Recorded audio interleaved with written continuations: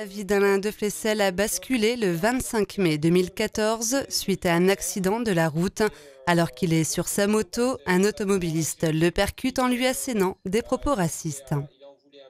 J'ai essayé de répondre à l'agression et de la résoudre. Je me suis retrouvé très rapidement sur le toit et le toit ouvrant a cédé sous mon poids et à ce moment-là, le gars est sorti de sa voiture. Alors qu'il appelle la police, la situation tourne vite en sa défaveur. Il est passé à tabac par 3 hommes, puis mis en garde à vue pendant 28 heures. Mon statut de victime a été très rapidement transformé en un statut de coupable. Ils ont interprété de façon très simpliste la vidéo comme étant un acte de vandalisme. Alain Deflessel est victime de discrimination, subit des pressions et du racket. Le montant des réparations de la voiture n'est pas le même pour les garagistes, la police et le propriétaire. Ça coûte à 3000 RMB en moyenne.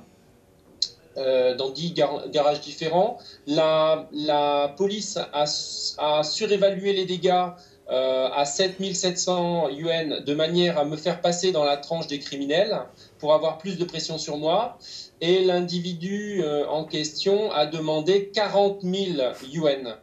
Alain Deflessel est actuellement dans une situation qui lui échappe. Tous les documents de la procédure, les dépositions sont rédigés en chinois, une langue que le professeur ne maîtrise pas. Je comprends rien à ce qui est marqué. J'ai demandé à ce que les papiers soient traduits en français. Non, on reste bien en chinois et on traduit même pas en anglais, quoi. La procédure est en train d'avancer sans que je signe aucun papier. Donc ça veut dire qu'ils n'ont mon accord en rien. Il est privé de son passeport depuis 1 an avec interdiction de quitter le territoire. En juillet, le contrat qui le lie avec l'université s'achève. Il perdra son logement de fonction et comme le professeur refuse de verser des dédommagements, il risque 2 ans de prison.